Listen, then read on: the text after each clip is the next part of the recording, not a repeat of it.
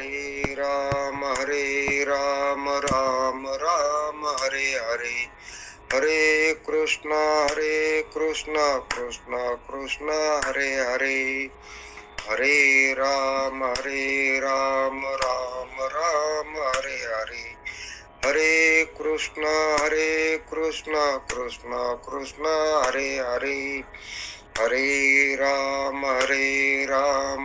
राम राम हरे हरे, हरे कृष्णा कृष्णा हरे हरे. पुंडलिक वरदा हरी विठ्ठल, श्री ज्ञानदेव तुकाराम, माऊली ज्ञानेश्वर महाराज की जय. गोपाल कृष्ण भगवान की जय. पंढरीनाथ भगवान की जय. विनायकं गुरुर्नौमि साखरे नाम विस्मृतम्, येषां चरण सान्निध्या जीवा मुक्ता भवन्ति. साखरे वंश विख्यातं ज्ञानदान परायणं, विनायकं गुरुर्वन्दे भवबन्ध विमुक्तये. ज्ञान प्रताप विलसत वचनामृतंच, अद्वैत भाव पटुता हित बुद्धिरस्य. ज्ञानेश्वरस्तु भगवान अवतीर्ण एवं, श्रीरंगनाथ गुरुराज नमस्तुभ्यं.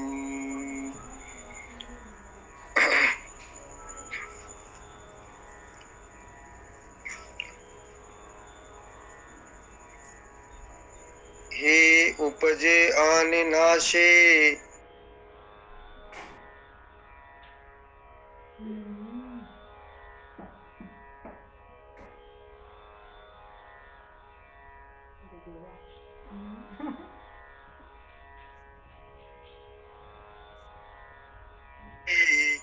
ते माया वशे दिशे. एरवी तत्वता वस्तू जे असे, ती अविनाशची. ज्ञानेश्वरी ग्रंथावरील दुसऱ्या अध्यायातील 12व्या श्लोकावरती उभी आहे. तर भगवंतांना अर्जुनाला उपदेश करत असताना जी काही अर्जुनाला भ्रांती झालेली होती, तर ती भ्रांती निवृत्त केलेली आहे. कारण युद्धाच्या प्रसंगामध्ये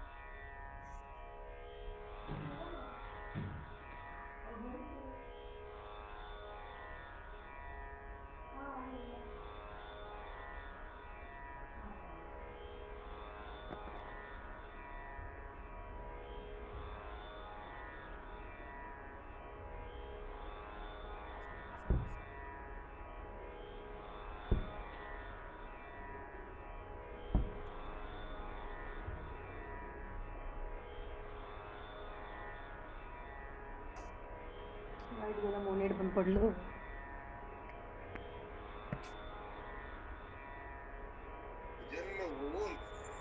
जर तो युद्धास अशी टाळाटाळ करत असल, तर मग आता इथे अधर्म जे समोर आहे, तर तो त्या ठिकाणी अधर्माचा विजय होऊ शकतो.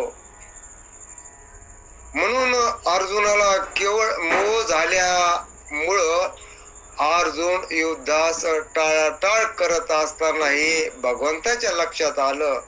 आणि मग भगवंतानं काय केलं की अर्जुनाचा मोह निवृत्त करण्याकरिता किंवा अर्जुनाला जी काही भ्रांती झालेली आहे तर ती भ्रांती निवृत्त करण्याकरिता भगवंतानं अर्जुनाला जो उपदेश केलेला आहे तर तोच उपदेश ज्ञानेश्वर महाराज नरध्यात आलेल्या जीवाला करत आहेत. मग नरध्यात आलेल्या जीवाला शब्द कळतो आणि शब्दाचा परिपूर्ण अर्थ देखील कळतो आणि इतर देहातल्या जीवाला बुद्धीत विवेक करता येत नसल्यामुळं त्या ठिकाणी जो उपदेश केलेला असतो तर तो उपदेश ग्रहण होऊ शकत नाही. आणि हा उपदेश मनुष्य देहात ग्रहण होऊ शकतो कारण विशेष अशी बुद्धी आहे. म्हणून ज्ञानेश्वर महाराज इथे तुम्हा मना सर्व नरध्यात आलेल्या जीवाला उपदेश करत आहेत. मग माऊली म्हणतात की हे उपजे आणि नाशे ते माया वशे दिशे. तर माऊली म्हणतात की हे जे काही आपल्याला जे काही जन्म आणि मृत्यू ह्या ज्या काही कल्पना केलेल्या आहेत तर ह्या कल्पना आपल्याला कशामुळे वाटत आहेत तर आपण भ्रांतीला वश झाल्यामुळं त्या जन्म आणि मृत्यूच्या ह्या काही कल्पना आहेत तर ह्या दोन्ही कल्पना आपल्याला प्रतीतीला येत आहेत. मग जे उत्पन्न झालं तर त्याचा जन्म झाला आणि तेच कालांतराने नाश झालं तर त्याचा मृत्यू झाला. म्हणजे जन्म आणि मृत्यू ह्या ज्या अवस्था आहेत तर या अवस्थेची प्रतीती कशामुळे येत आहे तर केवळ भ्रांतीला वश झाल्यामुळं. म्हणून भ्रांतीला वश झाल्यामुळंच आपल्याला जन्म आणि मृत्यू हे अनुभवास येत आहेत. वास्तविक जर विचार करून आपण पाहिलं, विवेकानं विचार केला तर असं आपल्या लक्षात येऊ शकतं की जन्म आणि मृत्यू या केवळ केलेल्या कल्पना आहेत. वास्तविक कशाचा जन्मही झालेला नाही आणि काही मरत देखील नाही. म्हणजे जन्म आणि मृत्यू या केवळ मनाने केलेल्या काय कल्पना आहेत. मग याच कल्पना आपल्याला टाकायच्या कारण हीच कल्पना टाकण्याकरिताच भगवंतांना अर्जुनाला उपदेश केलेला आहे. आणि ज्ञानेश्वर महाराज नरध्यात आलेल्या जीवाला हाच उपदेश करत आहेत. पहा या ठिकाणी माऊली म्हणतात की जे जे काही उत्पन्न झालेलं आहे मग ते उत्पन्न झाल्यानंतर काही काळ असतं आणि कालांतराने त्याचा नाश होत असतो. म्हणजे उत्पत्ती, स्थिती आणि प्रलय ह्या तीन अवस्था प्रतीतीला येत आहेत. मग आता काय काय उत्पन्न झालं असा जर आपण विचार केला तर शरीर हे उत्पन्नवान आहे. शरीराची उत्पत्ती झालेली आहे आणि शरीराची उत्पत्ती झाली की आपल्याला वाटतं की माझाच जन्म झालेला आहे आणि शरीराचा नाश झाला की आपल्याला वाटतं की माझाच नाश झालेला आहे. म्हणजे माझ्या ठिकाणी मृत्यू आलेला आहे. अशी भ्रांती जीवाच्या ठिकाणी झालेली आहे. म्हणून तर अर्जुनाला उपदेश भगवंत करत असताना भगवंत म्हणतात, हे पहा अर्जुना, तू लक्षात घे की तुला असं वाटत असल अर्जुना, तू अर्जुन, मी आणि हे जे काही राजे आहेत तर हे सर्व आपण पूर्वी नव्हतो असं नाही, आणि यानंतर आपण सर्वच जण असणार नाहीत असंही नाही, कारण आपण सर्व पूर्वी होतो, आता पण आहोतच आणि नंतर पण आपण राहणारच आहोत. हीच तुझ्या ठिकाणी झालेली भ्रांती आहे. म्हणून तुला असं वाटतं अर्जुना की आता आपण देहात आलो तर आपला जन्म झालेला आहे आणि आपल्याला पुढं प्रसंग असा आलेला आहे की आपले सर्व घरातील नातेवाईकच समोर युद्धाला उभे राहिलेले आहेत आणि त्यांना मारावून आपण राज्याचा भोग घेणं हे आपल्याला आवडत नाही. आणि एवढं पाप करून माझ्या हातून राज्याचा भोग घेणं आवडत तर नाहीच नाही, पण मला त्या राज्याचा भोग सुद्धा नको, एवढं पाप माझ्या डोक्यावर मी कधीच घेऊ शकत नाही, असं अर्जुनानं देवाला पण सांगितलेलं होतं. म्हणून देव म्हणले, पाय अर्जुना, तू लक्षात घे म्हणले, तू मी हे जे काही सर्व राजे आहोत तर हे आपण पूर्वीचेच आहोत, आजही आहोत आणि हल्ली आपण राहणारच आहोत. म्हणजे या ठिकाणी युद्धात जरी कोणाचा देह पडला तरी ते मरत नाहीत, कारण आपण कसे आहोत तर आपण अमर आहोत. आपल्या स्वरूपाच्या ठिकाणी मृत्यूच नाही. हेच अर्जुना तू काय कर की लक्षात घे.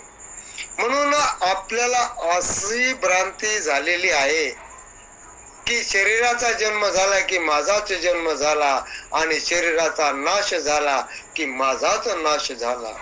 मग हीच भ्रांती ज्ञानेश्वर महाराज निवृत्त करतात. मग माऊली म्हणतात की जे जे उत्पन्न झालेलं आहे पहा, ते काही काळ असतं आणि कालांतराने त्याचा नाश होत असतो. मग या ठिकाणी शरीर उत्पन्न झालेलं आहे पहा, की हे शरीर आईच्या उदरामध्ये रचल्या गेलं. मग सुरुवातीला एक मोहरी सारखं होतं, मग मोहरी सारखं असून नंतर वरचीवर जसं जसं मातेनं अन्न सेवन केलं तर त्या अन्नाचा परिणाम म्हणून त्या गर्भावरती झालेला असतो आणि मग तो गर्भ हळूहळू हळूहळू वाढत असतो. मग कालांतराने तो परिपक्व अवस्थेला प्राप्त होत असतो आणि नंतर तो मग उदरातून बाहेर येत असतो. मग ही जी गर्भावस्थेत शरीराची रचना झालेली असते आणि गर्भातून जो देव बाहेर आला तर आपण म्हणतो की या शरीराचा जन्म झालेला आहे. मग असं या शरीराची उत्पत्ती झालेली आहे. मग ही जी उत्पत्ती शरीराची झाली की एक एक उत्पत्ती होत असताना एक एक इंद्रिय येत असतात. त्या गर्भावस्थेमध्ये त्या गर्भाची हालचाल नंतर होऊ लागते. त्याच्यामध्ये प्राणशक्ती येत असते आणि प्राणशक्तीच्या साह्यानं त्या शरीरातील अवयवांची हालचाल पण होत असते. मग असं असताना तो गर्भ शरीराच्या उदराच्या बाहेर आल्यानंतर मग वाढू लागतो. एक इंद्रिय येत असतात. मग त्याच्यामध्ये दृष्टी येत असते. काही आवाज आला त्या बाळाच्या समोर तर ते दृष्टी फिरवत असत.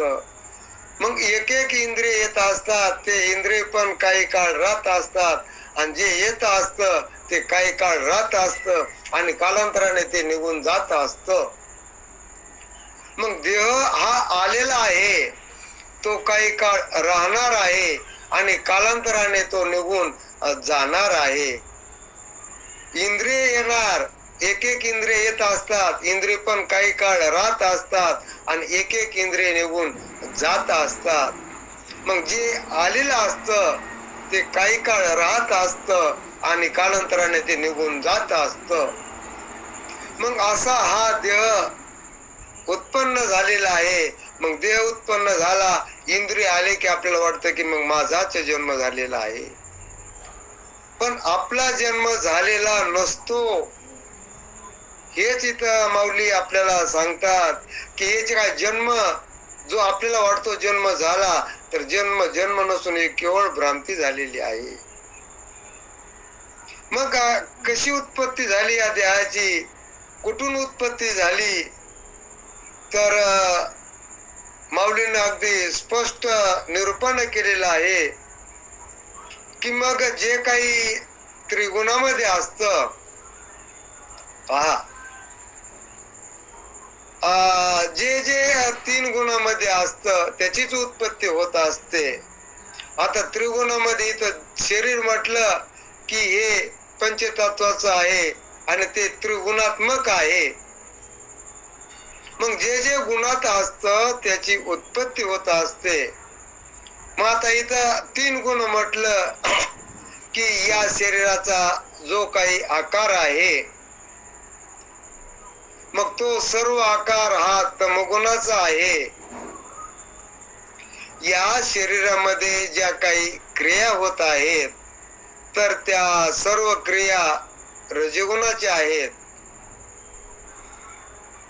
आणि या शरीरामध्ये जे काही विचार होत आहे, जो अंतःकरणात विचार होतो, तर ते अंतःकरण सत्व गुणाचं आहे. म्हणजे रज, तम आणि सत्व या त्रिगुणात्मक हे शरीर आहे. आणि गुणात जे जे येत असतं त्याचीच उत्पत्ती झालेली असते. मग हे शरीर जर आपण विचार केला तर त्रिगुणात्मक आहे. मग आता इथं जो काही शरीराचा आकार आहे, तर तो सर्व आकार हा तमगुणाचा आहे. मग रजगुणाच्या ज्या ज्या काही क्रिया व्हायल्यात, मग जे काही 5 प्राण आहेत, 5 कर्मेंद्रिय आहेत, तर हे रजगुणाचे आहेत. आणि जो काही अंतःकरणाचा भाग आहे की ज्या अंतःकरणामध्ये विचार होतो, मग असं हे अंतःकरण हे सत्वगुणाचं आहे. आणि जे काही 5 ज्ञानेंद्रिय आहेत, तर ते 5 ज्ञानेंद्रिय हे देखील सत्वगुणाचेच आहेत. मग अशी त्रिगुणात्मक शरीराची या ठिकाणी उत्पत्ती झालेली असते. आणि असे आता शरीर हे त्रिगुणात्मक आहे. जे ब्रह्मांडात आहे तर तेच या पिंडामध्ये आहे. ब्रह्मांड देखील त्रिगुणात्मकच आहे, माया कार्य आहे. आणि माया त्रिगुणात्मक आहे. मग माया त्रिगुणात्मक आहे, तर हे सर्व ब्रह्मांड हे मायाचं कार्य आहे. म्हणून आपल्याला वाटतं की जगाची उत्पत्ती झालेली आहे, जगात सतत बदल होत आहे, नवीन नवीन पदार्थ उत्पन्न होत आहेत. मग जर समजा ब्रह्मांडापैकीच हा एक पिंड आहे आणि एका जर पिंडाचा आपण विचार केला तर सर्व ब्रह्मांडाचा विचार होऊ शकतो. महाराज नेहमी म्हणायचे, आपण घरी तांदूळ शिजवत असताना पातेले भरून तांदूळ टाकलेले असतात आणि ते आपण शिजवत असतो. मग ते तांदूळ शिजले का नाही पाहण्याकरिता केवळ एकच शीत आपण घेत असतो आणि त्या एकाच शीताची परीक्षा करत असतो, हा परिपूर्ण शिजलेला आहे किंवा नाही. मग एक शीत घेऊन आपण त्या तांदूळाची परीक्षा केली की एक शीत जर आपल्याला शिजलेला दिसला तर अख्ख्या बगुण्यातील तांदूळाची परीक्षा झालेली असते. तसं म्हटले या ब्रह्मांडापैकीच हा एक पिंड आहे. आणि या पिंडाची जर आपण ओळख करून घेतली तर अख्ख्या ब्रह्मांडाची आपल्याला ओळख झाल्याची अनुभवास येत आहे, प्रतीतीला येत असत. म्हणून एका पिंडाची ओळख झाली तरी अख्ख्या ब्रह्मांडाची ओळख होत असते. म्हणून पिंडी देहस्थिती ब्रह्मांडी पसारा. जे ब्रह्मांडात आहे तेच पिंडात आहे, जे पिंडामध्ये आहे तेच ब्रह्मांडात आहे, याच्याहून वेगळं काहीच नाही. म्हणून हा जो देह आहे, हे जे आपल्याला शरीर प्राप्त झालेलं आहे, तर याच शरीराचा ज्यावेळेस हे उत्पन्न होत असतं तर त्यावेळेस आपण म्हणतो की याचा जन्म झालेला आहे. मग जन्म झाला आणि कालांतराने या शरीराचा नाश झाला, तर आपण म्हणतो की शरीराचा जन्म झाला आणि शरीराचा नाश झाला. मग ह्या ज्या काही दोन अवस्था आहेत, तर ह्या केवळ कल्पना आहेत, मनाने केलेल्या ह्या केवळ कल्पना आहेत. वास्तव जर विचार केला तर आपल्या स्वरूपाच्या ठिकाणी जन्मही नाही आणि मृत्यू देखील नाही. फक्त कशामुळे या आपल्याला अवस्था प्रतीतीला येत आहेत, तर केवळ भ्रांतीमुळं आपल्याला असं वाटतं की देहाचा जन्म झाला की माझाच जन्म झाला. कारण या अनादी कालापासून जे काही जीवानं देहाशी तादात्म्य केलेलं आहे, मग हेच जीवाच्या ठिकाणी संस्कार आहेत देहाला मी म्हणण्याचे. मग अनादी कालापासून जीव देहाला मी म्हणत आलेला आहे, म्हणून तेच संस्कार त्या जीवाच्या ठिकाणी असल्यामुळं जीवाला वाटतं की शरीराचा जन्म झाला तर माझाच जन्म झाला, आणि शरीराचा नाश झाला तर शरीराच्या नाशाबरोबर माझाच नाश झाला. पण आपल्या स्वरूपाच्या ठिकाणी ना जन्मही नाही आणि मृत्यू देखील नाही. म्हणून अर्जुना तू लक्षात घे, भगवंत म्हणतात अर्जुना तो जरी यांना मारलं तरी हे काही मरत नाहीत, हे पूर्वीचेच आहेत. आपण या शरीराला येण्याच्या अगोदर देखील आपण होतो. शरीराला जरी आपण आलो तरी आपण आहोतच, आणि शरीराचा जरी नाश झाला तर आपलं अस्तित्व जशाच तसंच आहे. आपल्या स्वरूपाच्या ठिकाणी काहीच नाश होऊ शकत नाही. हेच अर्जुना तू लक्षात घे. आणि तोच उपदेश ज्ञानेश्वर महाराज या मनुष्य देहातल्या जीवाला करत आहेत. मग उपजे ते हे उपजे आणि नाशे ते मायावशे दिशे, एरवी तत्वता वस्तू जी असे ते अविनाशाची. मग जन्म आणि मृत्यू ही आपल्याला केवळ भ्रांतीमुळे अनुभवाला येत आहेत. मग जगाची उत्पत्ती झाली आणि जगात या पिंडाची उत्पत्ती झाली, तर आपल्याला वाटतं की पिंडाची उत्पत्ती झाली म्हणजे काय होतं की पिंडाचा लय झाला की आपला सुद्धा लय होऊ शकतो. पण तसं काहीच नाही. माऊली म्हणतात जरी शरीराचा नाश झाला तरी प्राण्याच्या मूळ स्वरूपाचा कधीच नाश होऊ शकत नाही. म्हणून तर माऊली एका ठिकाणी म्हणतात की जे सर्वत्र सर्वही देही, जया करिता घातू नाही. मग जे सर्वत्र असत, सर्व देहात असत, तर त्याचा घात करायचं ठरवलं तरी कधीच घात होऊ शकत नाही. मग जे सर्वत्र सर्वही देही जया करिता घातू नाही, ते विश्वात्मक तो पाही चैतन्य एक. असं प्रत्येक शरीरामध्ये जे जे काही चैतन्य आहे, तर त्या चैतन्याचा घात करायचं ठरवलं तरी मुळीच घात होऊ शकत नाही. कारण कशामुळे होत नाही की जे उत्पन्न झालेलं असतं त्याचाच नाश होऊ शकतो. म्हणून आपलं स्वरूप उत्पन्न झालेलं नाही, म्हणून त्याचा नाश नाही. आपला जन्मच नाही, म्हणून आपला नाश होऊ शकत नाही. मग जन्म म्हटलं तर शरीराच्या ठिकाणी लावायचा, आणि नाश म्हटलं तरी तो शरीराच्या ठिकाणीच लावायचा. कारण हे जे काही षडविकार सांगितलेले आहेत, तर ते शरीराचे धर्म आहेत, ते आपल्या स्वरूपाच्या ठिकाणी नाहीत. म्हणून आपण काय करायचं की शरीराचे धर्म आपल्यावर ओढून घ्यायचेच नाहीत. पण तो आपलं काय होत असतं की जे काही हे अंतःकरण आहे, तर त्या अंतःकरणामध्ये कुटस्थ चैतन्याचं प्रतिबिंब पडलेलं आहे. आणि ते प्रतिबिंब काय करतं की ते अंतःकरणाचे धर्म स्वतःवर आरोपित करून घेतं. म्हणून ही भानगड झालेली आहे. महाराज नेहमी दृष्टांत द्यायचे की एक स्फटिक असतो म्हणायचे. स्फटिक म्हटलं की पांढरा शुभ्र असतो आणि तो स्फटिक लाल कपड्यावर जर आपण ठेवला तर स्फटिकच आपल्याला लाल दिसत असतो. वास्तविक स्फटिक हा पांढरा शुभ्र असतो, पण त्या लाल कपड्याचा संबंध आला की तो स्फटिक आपल्याला लाल दिसत असतो. स्फटिकच लाल आहे. वास्तविक स्फटिक लाल नसून त्या स्फटिकाच्या संबंधात तो लाल कपडा आलेला असतो, म्हणून स्फटिक लाल दिसत असतो. वास्तविक स्फटिक लाल नसतो.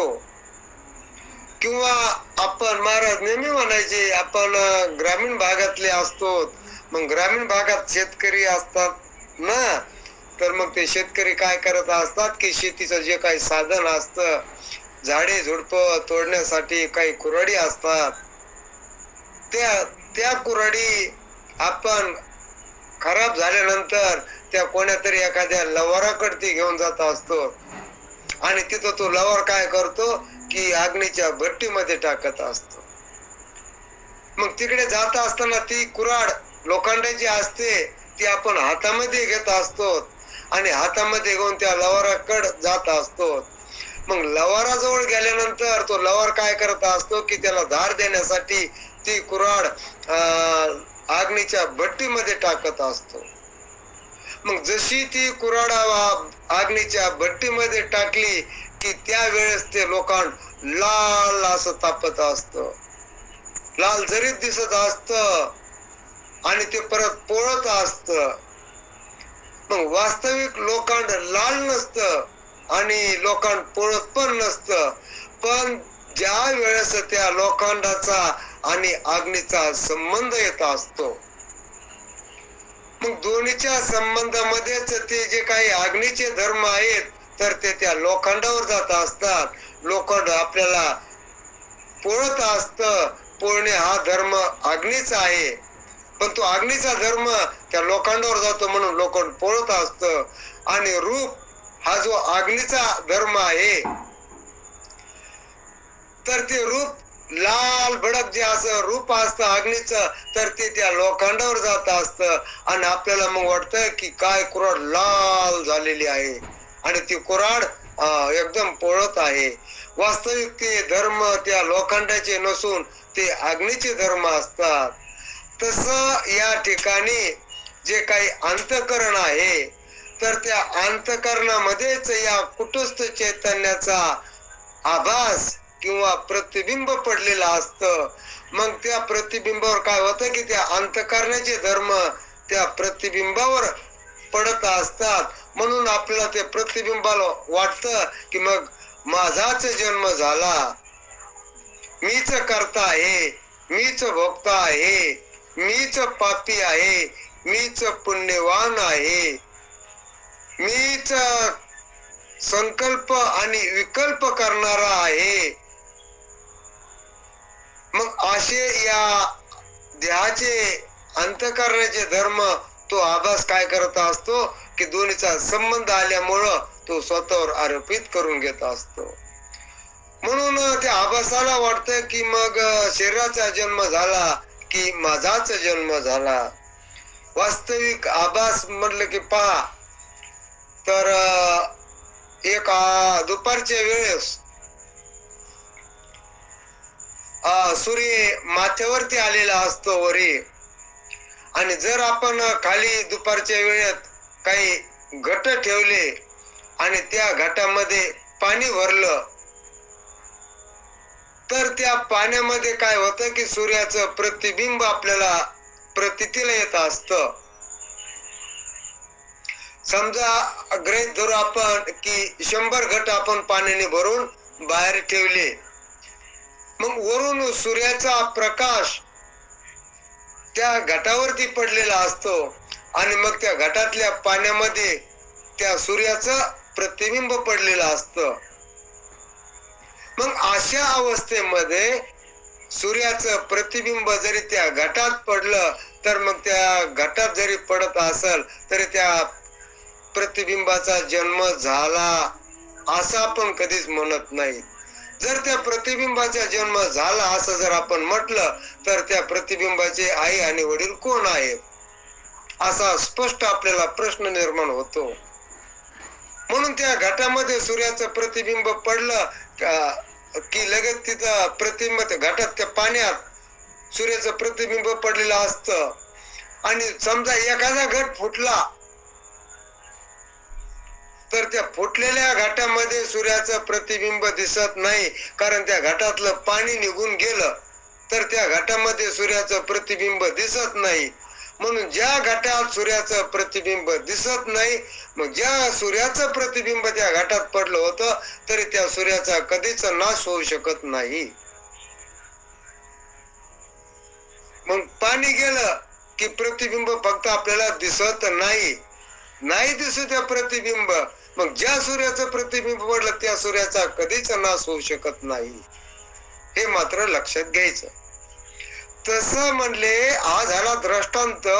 आणि मग याचा सिद्धांत काय आहे की ज्या कुटस्थ चैतन्याचा किंवा आत्म्याचा या बुद्धीमध्ये जो काही प्रतिबिंबात्मक आभास पडलेला असतो, कारण अंतःकरण असल्याशिवाय आभास पडूच शकत नाही किंवा त्याला प्रतिबिंब पडूच शकत नाही.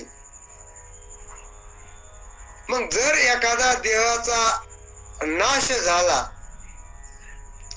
आणि नाश झाल्यामुळं अंतःकरण जर या देहातून निघून गेलं तर मग प्रतिबिंबित असलेला जो काही आभास आहे तर तो आभास आपल्याला तिथं प्रतीतीला येत नाही. मग नाही येऊ द्या प्रतीतीला, पण ज्या कुटस्थ चैतन्याचा आभास पडलेला होता किंवा प्रतिबिंब पडलेलं होतं तर त्या कुटस्थ चैतन्यात त्याचा काहीच परिणाम होत नाही. पडू द्या एखादा देह पडला तरी फक्त त्याच्यातलं काय जाईल की अंतःकरण निघून जाईल. आणि अंतःकरण हे प्रगट होण्याचं साधन आहे. जसं त्या घटात पाणी ते सूर्याचं प्रतिबिंब प्रगट होण्याचं साधन आहे, तसं या ठिकाणी अंतःकरण हे कुटस्थ चैतन्याचं प्रतिबिंब प्रगट होण्याचं साधन आहे. मग जरी हे अंतःकरण देह पडल्यानंतर निघून गेलं तर फक्त प्रतिबिंब दिसत नाही, मग नाही दिसलं तरी काही अडचण नाही. ज्या कुटस्थ चैतन्याचं प्रतिबिंब पडलं तर त्या कुटस्थ चैतन्याच्या ठिकाणी काहीच परिणाम होत नाही, तर ते जशाच तसंच असतं. मग कुटस्थ चैतन्य हे सर्व व्यापक चैतन्य आहे. मग आपल्याला असं वाटतं की शरीराचा नाश झाला की माझाच नाश होतो. मग जरी शरीराचा नाश झाला तरी आपल्या आत्मस्वरूपाच्या ठिकाणी मुळीच नाश होऊ शकत नाही. म्हणून तो माऊली म्हणतात की तैसा शरीराचा लोपी सर्वथा नाशू नाही स्वरूपी, म्हणून तू हे नारोपी भ्रांती बापा. अरे म्हणले जरी या शरीराचा नाश झाला तरी प्राण्याच्या मूळ स्वरूपाचा मुळीच नाश होऊ शकत नाही.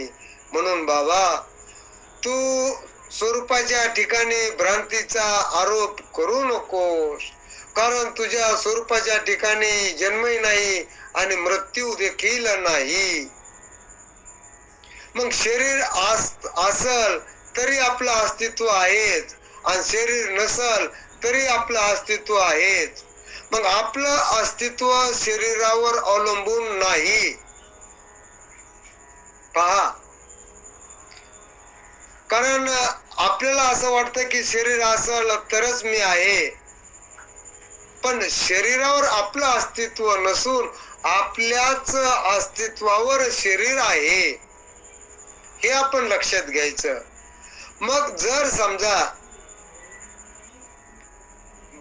या शरीराची जी काही बाल्य अवस्था असते आणि ती बाल्य अवस्थेचा नाश होत असतो आणि तारुण्य अवस्था प्राप्त होत असते. मग बाल्य अवस्थेत देखील आपलं अस्तित्व होत. बाल्य अवस्था आपल्याला समजलेली होती. नवे नवे बाल्य अवस्थेतल्या आठवणी आपल्याला आज देखील आहेत.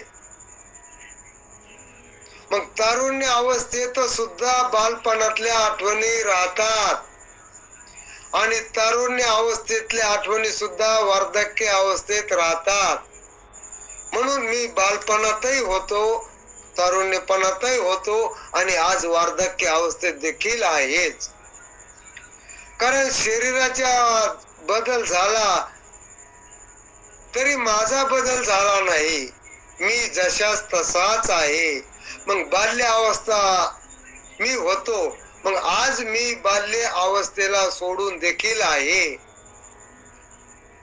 पहा, बाल्य अवस्थेत जो मी होतो तोच आज तारुण्य अवस्थेत आहे आणि तारुण्य अवस्थेत जो मी होतो तर तोच मी वार्धक्य अवस्थेत आहे. म्हणजे बाल्य अवस्थेत मी होतो, तारुण्य अवस्थेत मी होतो आणि वार्धक्य अवस्थेत देखील माझं अस्तित्व आहे. म्हणजे आज रोजी मी बाल्य अवस्थेला सोडून आहे, मी तारुण्य अवस्थेला सोडून आहे आणि वार्धक्य अवस्था जरी नष्ट झाली तरी मी या शरीराला देखील सोडून माझं अस्तित्व आहेच. म्हणजे या शरीराला सोडून सुद्धा आपलं अस्तित्व आहे. पहा, आता या जागृत अवस्थेमध्ये हे शरीर आहे तर हे शरीर स्वप्न अवस्थेमध्ये राहत नाही आणि स्वप्न अवस्थेतलं शरीर जे काही आपल्याला प्राप्त झालेलं होतं तर ते जागृत अवस्थेमध्ये नाही. मग जागृत अवस्थेतल्या शरीराला सोडून आपण स्वप्न अवस्थेत आहोत. हा प्रत्यक्ष आपला अनुभव आहे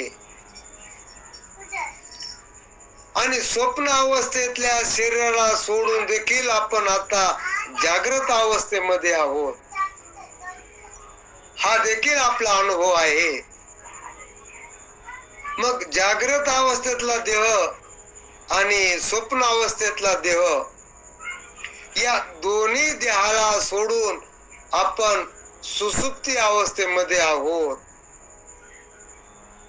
मग या दोन्ही देहाची आपल्याला आठवण पण या सुसुप्ती अवस्थेमध्ये नाही तरी आपलं अस्तित्व आहेच. मग जे काय सुसुप्ती अवस्थेमध्ये जागृतीतला देह नव्हता, स्वप्नातलाही देह नव्हता, पण मी त्या अवस्थेतला अनुभव घेतलेला आहे. मग सुसुप्ती अवस्थेतला अनुभव आपल्याला काय आलेला असतो? पहा की सकाळी उठल्यानंतर आपण म्हणतो की रात्री मी सुखानं झोपलो होतो. मग या सुखाचा अनुभव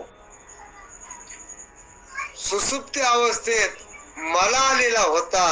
तो फक्त तिथं इंद्रिय लीन झाल्यामुळं मला त्या अवस्थेत प्रगट करता आला नाही. म्हणून तो अनुभव प्रगट करण्याकरिता इंद्रिय कार्यरत असावी लागतात.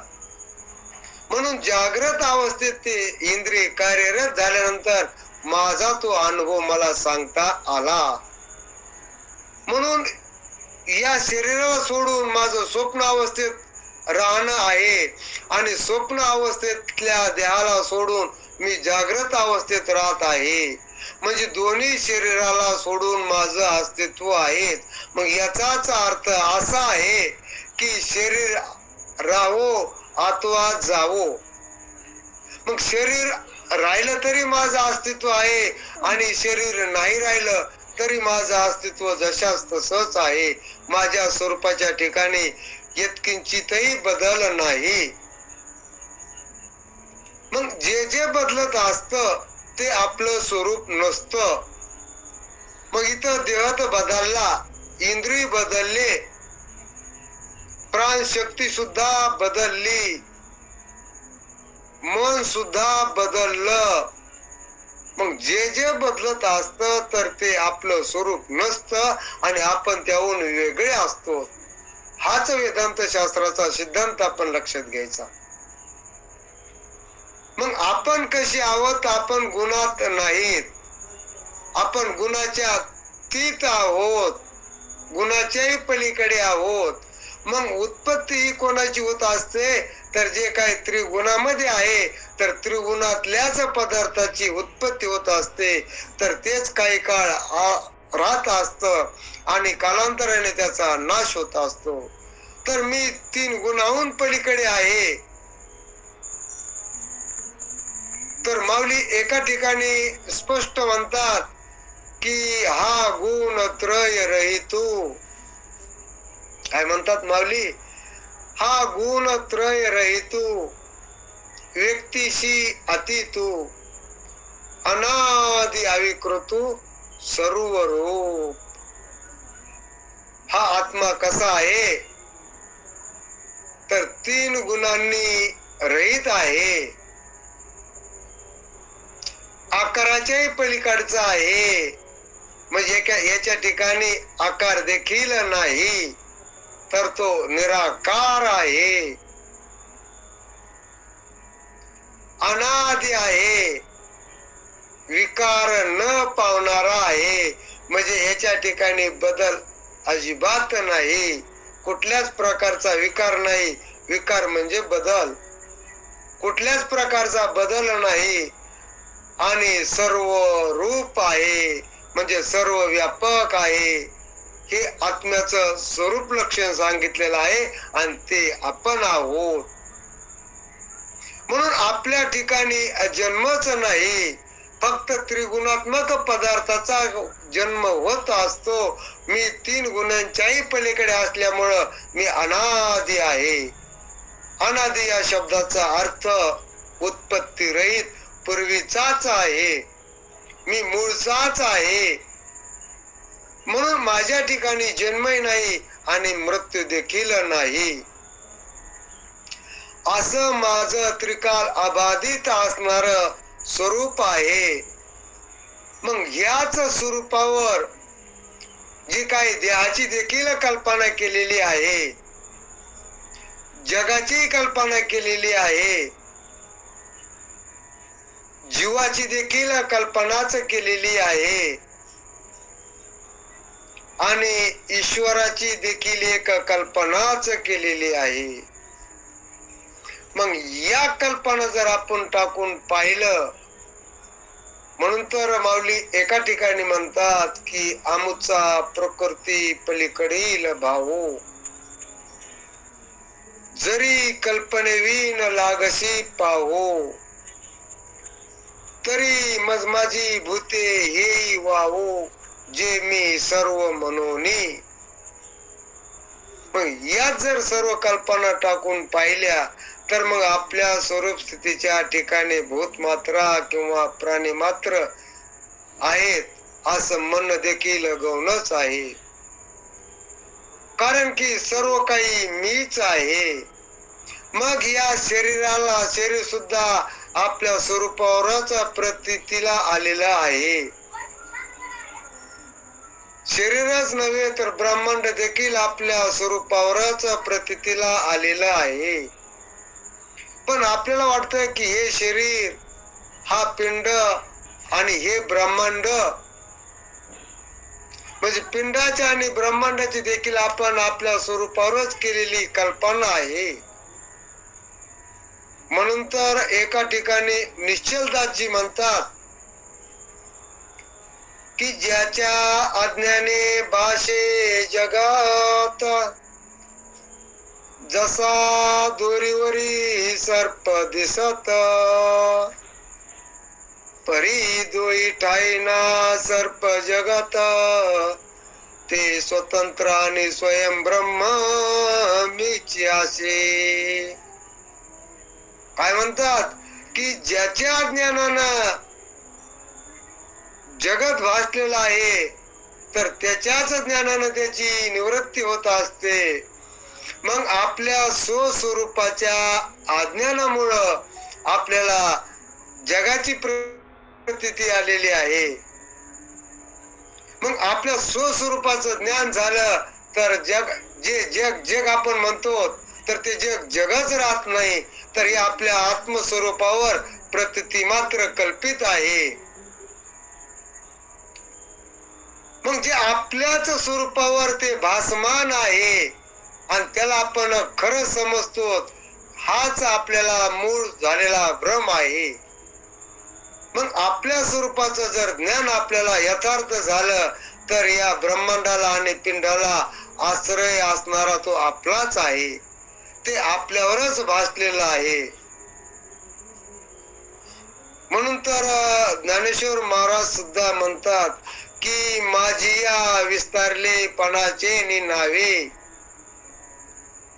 हे जगची नोहे आगवे, जैसे दूध मुराले स्वभावे तेची दही, का बीजच झाले तरू अथवा भंगाराची अलंकारू, तैसा मज एकाचा विस्तारू आणि ते हे जग. अरे जग नाही म्हणले, हा माझाच विस्तार आहे. जसं की दूध मुरालं की दुधाच दही झालेलं असतं, किंवा बी एक असतं आणि ते बीज काय होत असतं की वृक्ष रूपानं विस्तारित झालेलं असतं. एकच बी असतं पण ते बीज वृक्ष रूपानं विस्तारित झालेलं असतं.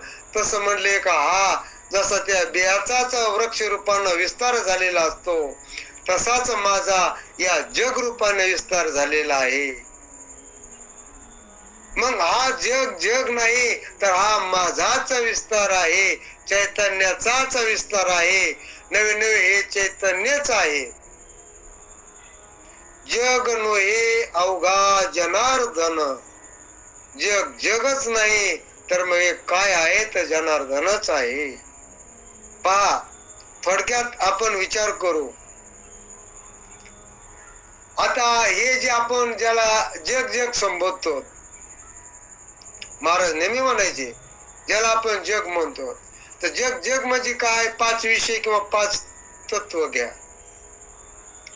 आकाश, वायू, अग्नी, पाणी, पृथ्वी, किंवा शब्द, स्पर्श, रूप, रस आणि गंध, हे 5 विषय घ्या.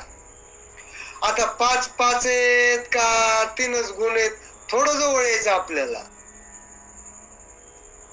मग 5 तत्व नसून 3च गुण घेतले, आपण जवळ आलो. बरं, आता 3 गुण घेतले तर 3 गुण सुद्धा खूप झाले, तर 3पेक्षा आपल्याला जवळ यायचं.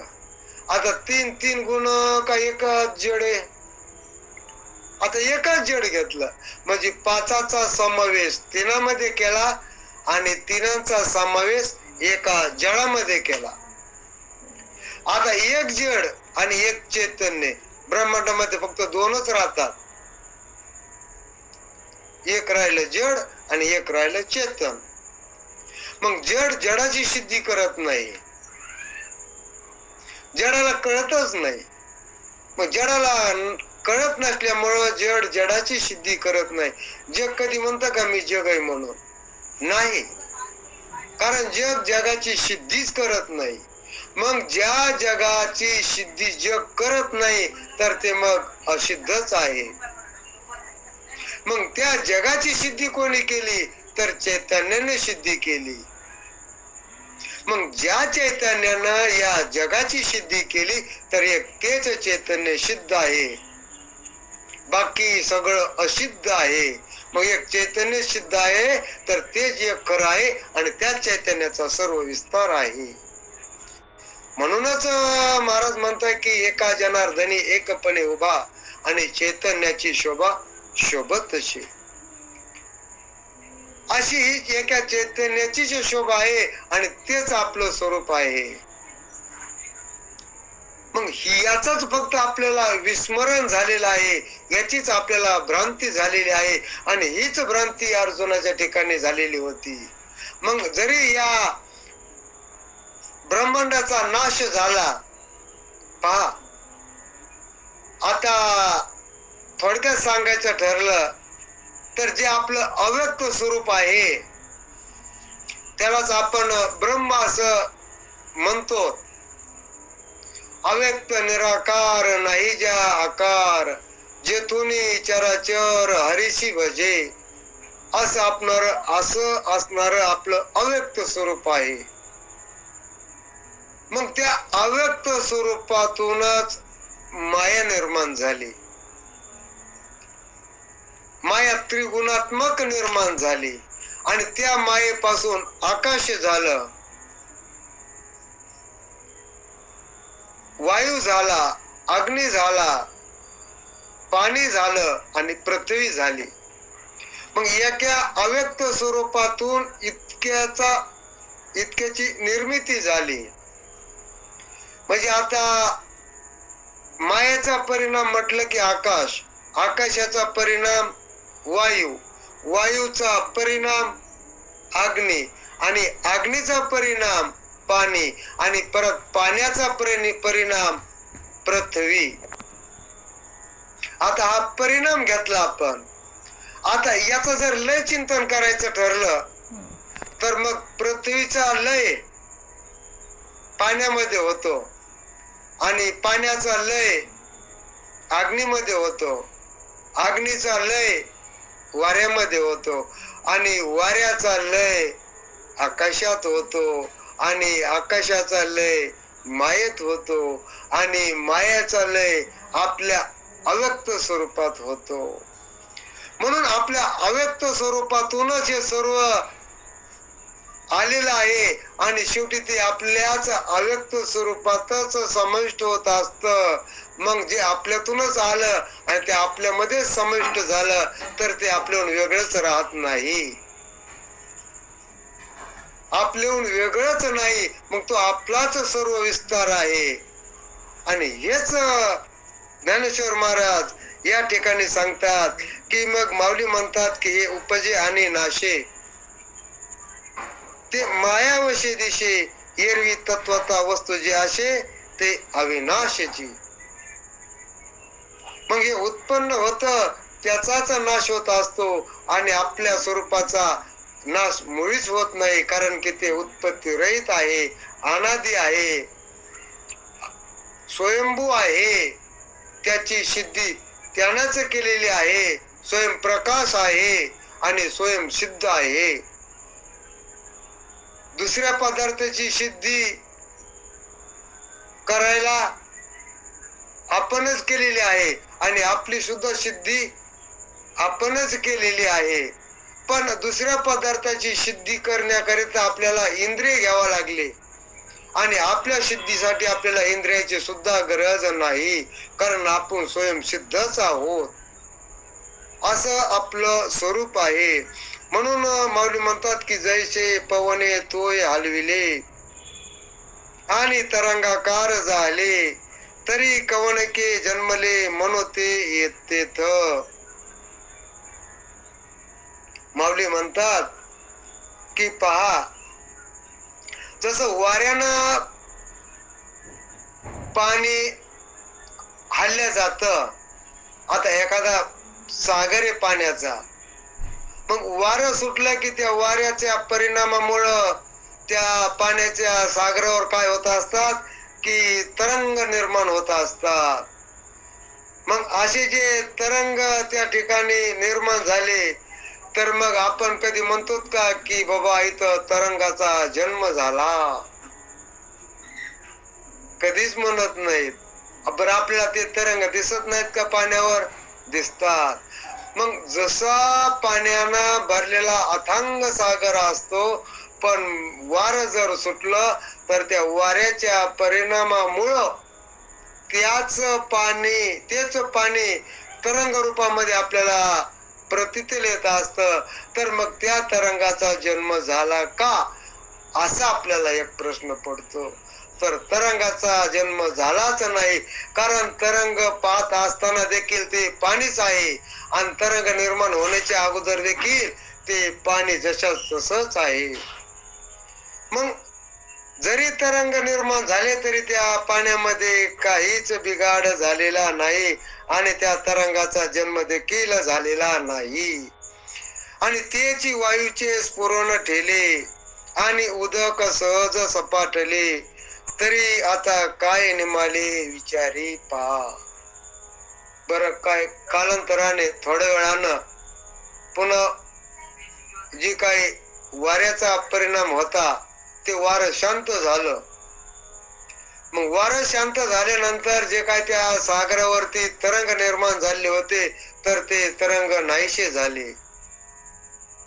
मग त्या तरंगाचा त्या ठिकाणी मृत्यू झाला असं आपल्याला म्हणता येईल का? तर नाही म्हणता येणार, कारण त्या तरंगाचा जन्मही झाला नाही आणि त्या तरंगाचा नाश देखील झाला नाही. मग जरी तरंग निर्माण होण्याच्या अगोदर देखील ते पाणीच आहे.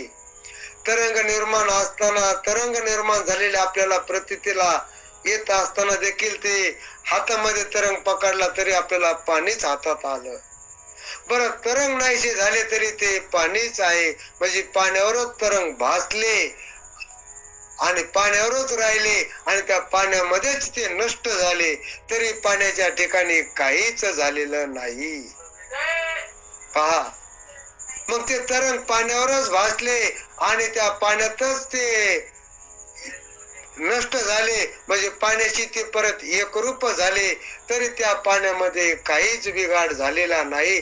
तशी इकडं जगदरूपी जी काही सृष्टी झाली ती आपल्या आत्मस्वरूपावर झाली, तरी आपल्या आत्मस्वरूपात काहीच बिघाड झाला नाही. म्हणून तर ज्ञानेश्वर महाराज चांगदेव 65 या ग्रंथामध्ये म्हणतात की बहु जव जव होये तव तव काहीच न होये, काही न होणी आहे अवघाची जो. मग जरी एवढी घडामोडी झालेल्या असतील तरी आपल्या आत्मस्वरूपाच्या ठिकाणी काहीच झालेलं नाही. आपलं आत्मस्वरूप जशाच तसंच आहे. आणि हीच झालेली जीवाच्या ठिकाणी भ्रांती आहे आणि हीच भ्रांती काढण्याकरिता ज्ञानेश्वर महाराजांना नरद्यात आलेल्या जीवाला उपदेश केलेला आहे. म्हणून हे उपजे आणि नाशे ते मायावशे दिशे, एरवी तत्वता वस्तू जे असे ते अविनाशीची. म्हणून झालेली सेवा